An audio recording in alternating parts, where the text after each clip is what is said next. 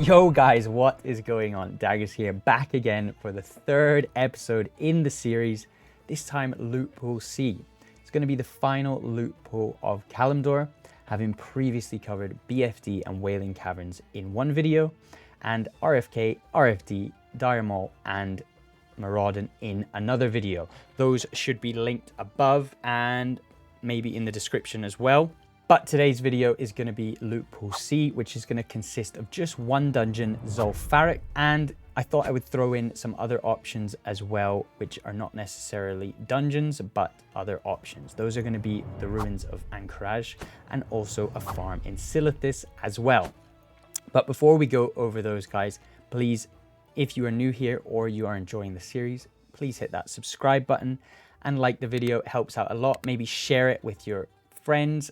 As the video is pretty niche, if you know anyone that might enjoy it, then please sharing it will help a lot. Right, let's start going over the different options in today's video. The first one we're going to start with is over in Tanarus. This is going to be Zul'Farrak, and just a few things to say about Zul'Farrak. The first being that we can mount in Zul'Farrak, but unfortunately, there is an NPC in there, and quite a few of them, that is going to cast something called Dismounting Blast. So the mount isn't going to be that helpful whilst running this dungeon. The route is really straightforward. You're just going to do a loop around Zul'Farrak. You don't really need to kill any of the bosses. Up to you if you want to kill them on the way around. Just do a loop and then you can reset afterwards.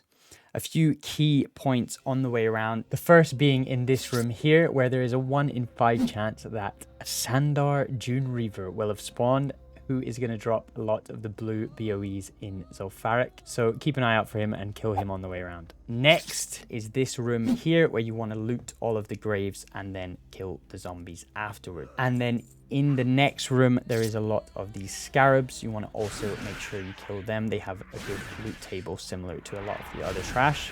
So guys, coming out of Zul'Farrak and over to Silithus, you will notice here our next instance is not a dungeon, but a raid instead.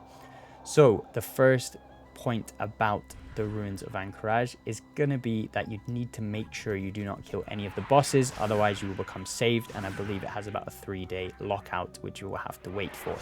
So don't kill any of the bosses, make sure you just kill the trash on the way around, and then you will be able to reset as many times as you need. So just keep your distance as you go around and do this loop in AQ. In this room particularly, be careful, because if you do pull any of this trash, you will pull the boss as well. And if you think you can kill the trash and then outrange the boss, you will get teleported straight to the boss at the end. And the final thing is going to be just make sure that you kill these feeder kind of worm things. They also have a really good loot table similar to the scarabs in Zul'Farrak. And the only real reason to do AQ, guys, is if you are just bored of Zul'Farrak or the Silithus Farm, as in general it's a bit more spread out. Similar to Zul'Farrak, you can mount in here, and I don't believe there's anything that's going to take you off your mount, so that is a positive. But I would say in general, Zul'Farrak and the Silithus Farm are better. But if you're bored of them, you can always jump in here and do this route. Okay, coming out of AQ, the final one is going to be an open world farm in Silithus. Guys, just to jump in quickly here, if your map does look like this, then you will need to go and talk to Stormy in the north of Silithus to get it changed back to the old version of Silithus. In this location right here, you are just going to loop around and basically kill all of the mobs here, and they have a very similar loot table to both AQ and ZF, other than the unique items, but none of those are selling for a huge amount. You can still get the epic items here as well, which I will cover later. This farm is obviously much better in a group of 5, as you're going to be able to kill a lot more of the mobs, and they have a very high respawn rate, but it is still possible and profitable to do it as a solo player as well. So guys, that is us finished with the Kalimdor dungeons, but just before we get into the different sets, I've got a couple things I want to go over first. So over the last few weeks, guys, WoW Model Viewer has been broken, which has put a bit of a pause on the videos. But during that time, I decided to update the spreadsheet I've been using to keep track of items for the videos. It's going to allow you to basically click a button and update the prices of all the different sets from the videos on your realm as well. Now, I must say, this is my first time really programming anything. If you look at the code, feel free to give me advice. I might not understand it, and it is probably whack, to be honest. And it's, yeah, I apologize if you actually look at the code. But yeah, first time doing anything like this, and it works for me. So I thought I'd share it with you guys as well. It's going to change. It's a work in progress, and it's definitely a side project. When you click the link, guys, the first thing you want to do is come over here, file, and make a copy.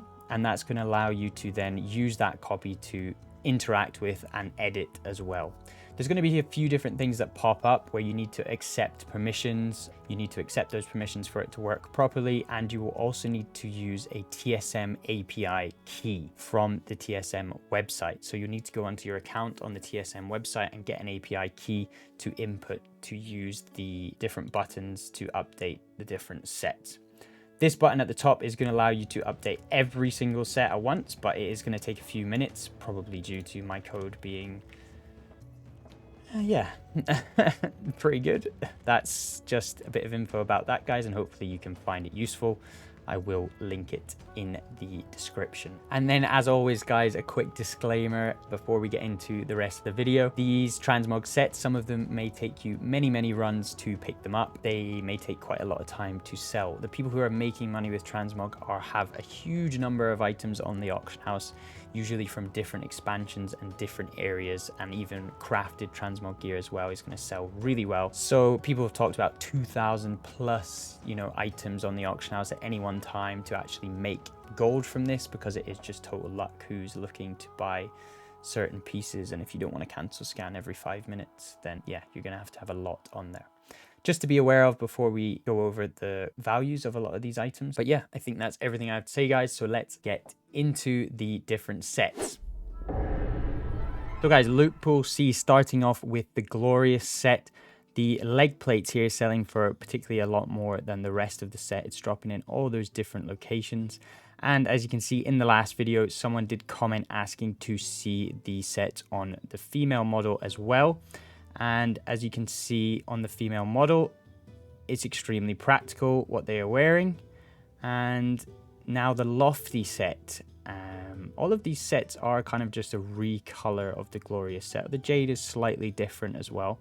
But in general, these sets selling for quite a bit more than some of the sets in the previous videos. The Jade set not really dropping so much in the Silithus and AQ20, more in Zul'Farrak. The Vanguard set, the leg plates as well, selling for quite a lot here. But on Draenor, really selling for pennies across the board.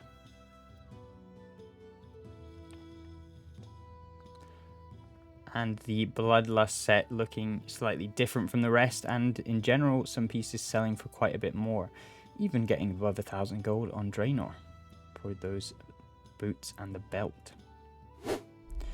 Now guys, on to some of the world drop epics that are going to drop in these 3 locations. As you can see at the bottom there, the Skull Flame Shield selling for 340,000 on Draenor. So a really good piece to pick up if you are that lucky. You can see the top 5 items here, they are kind of flashing. That does mean that they are unique appearances as well. The Skull Flame Shield is dropping in all 3 locations as well, which is great. And then the Zul'Farrak unique items. These ones are in general quite cheap and not a big deal. Most of them are all coming from that rare spawn, Sandar Dunereaver, who is going to drop the majority of these. They can drop from any mob in the instance, but a lot lower chance overall.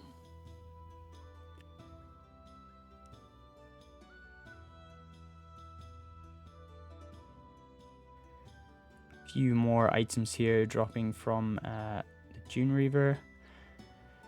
Slightly higher price across the board to the point where it's worth still killing him, but in general it's not that much in comparison with even some of the set pieces.